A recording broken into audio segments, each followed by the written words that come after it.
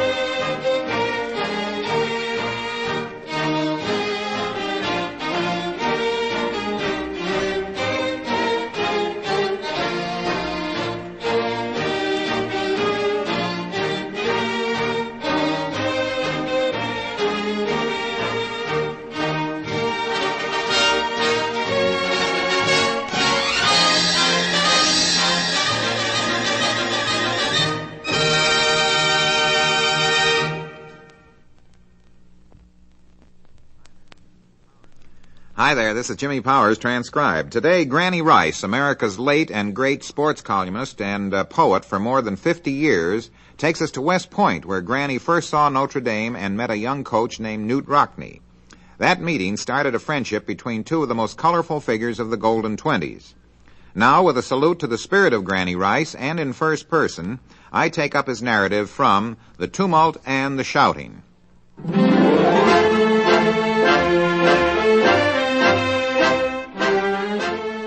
Ring Lardner, a keen Notre Dame and Midwestern rooter, went with me to West Point in the fall of 1920. We ran into John J. McEwen, the big Army assistant coach, who was loaded with confidence.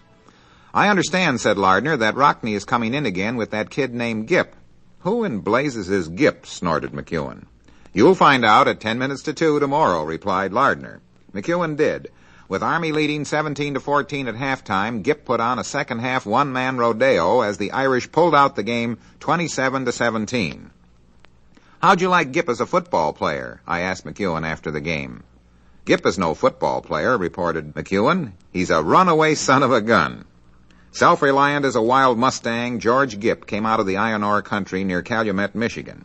At times, he even baffled Rock. A former Notre Dame star and assistant coach told me this story during the intermission of that historic 1920 Army game. "Being behind by 3 points, Rock was really laying it into the boys," he said. "He had about finished, and Gip, standing nearby, asked me for a drag of my cigarette. Rock looked up and spotted Gip leaning against the door, his helmet on the back of his head, puffing the cigarette. Rock exploded.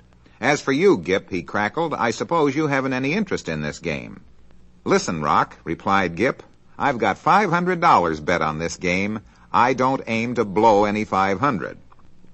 Rock was younger then. Later, not even Gip would have gotten away with it. One of Rock's greatest squads was his 1924 team that featured a veteran array of backs functioning behind a powerful line. In the fall of 1923, Army met Notre Dame at Ebbets Field because the World Series between the Yankees and the Giants was taking place at the Polo Grounds. I preferred the football game. That afternoon, I took along Brink Thorne, Yale's great 1925 captain. We had only sideline passes, so Brink and I watched from the rim of the playing field. In one wild end run, the Irish backfield swept off the field over the sideline. "It's worse than a cavalry charge," I said to Brink. "They're like a wild horse stampede." That thought occurred to me a year later at the Polo Grounds when the same backfield beat Army 13-7 en route to an undefeated year, and the 4 horsemen emerged on my copy paper. Down the years, they tell me this particular lead of mine has become famous. Outlined against a blue-gray October sky, the 4 horsemen rode again. In dramatic lore, they are known as famine, pestilence, destruction, and death. These are only aliases. Their real names are Stooldreyer, Miller, Crowley, and Layden.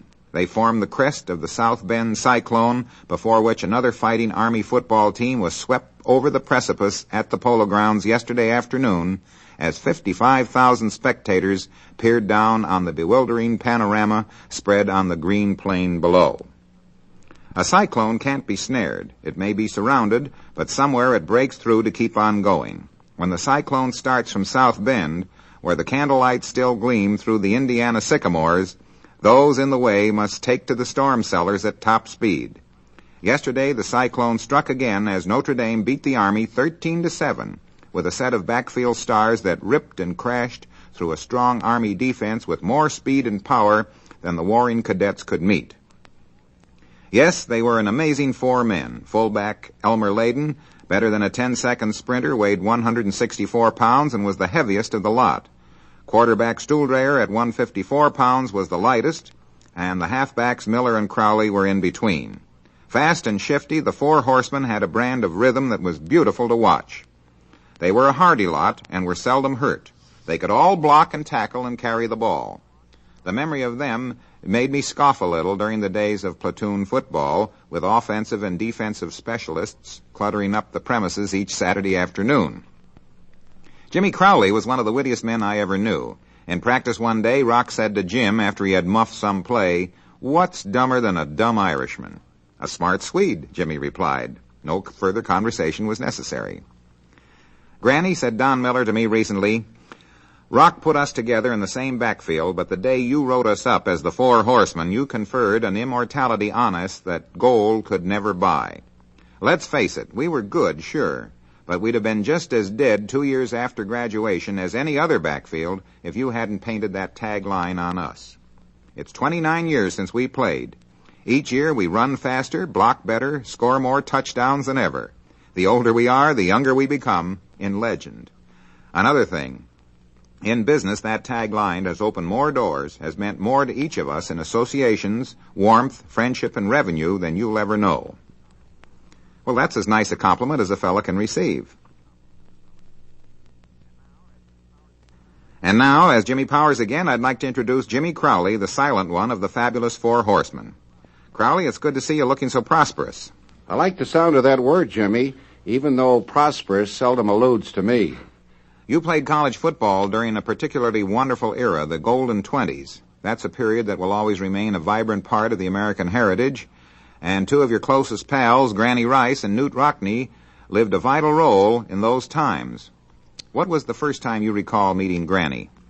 Well, Jimmy, I'm very glad that you coupled Granny Rice's name with Knute Rockne, because I met Granny Rice up in Knute Rockne's room in 1923 after we played the Army at Ebbets Field. I came back to the hotel with Rockne, and I was very fortunate because Granny Rice was waiting there to talk to Rock, and that was my first meeting with that grand man. I noted where Granny Rice pegged the Four Horsemen as one of the lightest of backfields, and I know Rock became quite touchy about the sports writers questioning the program weights ascribed to you four. Well, that's true. The writers thought that Rock was taking a little poetic license with his program weights. So Rockne called in all the writers before the Princeton game in 1924, and he made his weigh stripped right in front of them. And I recall the weights very well, Jimmy. If you'd like them, I'll give them to you. Stuhldrayer weighed 158. Layden weighed 162. Don Miller weighed 163, and I weighed about 162 and a half. But of course, Rock didn't care too much for size because his attack was built on speed and deception. Scientific football, if you will. Rock went for the long gainer and didn't like to grind them out. But that's one thing that our backfield did have was speed. Jimmy, what game would you say was the Four Horsemen's toughest game? Well, we only lost 2 games in 3 years, and both of those games that we lost were to the University of Nebraska. I would say that in 1922, our sophomore year, and 1923, our junior years, against Nebraska were probably the toughest games, although the Army games were always tough. And the Georgia Tech game of 1922, when they had a veteran team and hadn't been defeated on their home field in 11 years, was a game that stands out in my mind as being one of the ruggedest games that I ever played in. Jimmy Crowley, what did you do following your graduation from Notre Dame? After graduation, I went down to Athens, Georgia, where the University of Georgia is located, and I became a backfield coach there. I was backfield coach there for 4 years. And in 1929, I became head coach at Michigan State College in Lansing, Michigan. I was there for 4 years, and then in 1933, I came to New York, where I coached Fordham University for 9 very pleasant years. The war, of course, came in 1941, and I joined the Navy and had the distinct honor of being on the staff of Admiral Halsey out in the South Pacific. And now, as you probably know, Jim, I am the boxing commissioner for the state of Pennsylvania. What about the other 3 horsemen, Jimmy? Do you see much of them? Well, I see quite a lot of them, Jimmy, particularly in late fall when everybody's having their victorious banquets at the end of the season. We are invited as a group.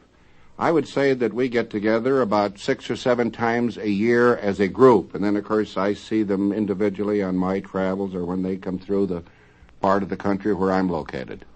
Jimmy Crowley, it's been wonderful having you with us, and our sincere thanks. Now, this is Jimmy Powers, transcribed, saying so long until next time.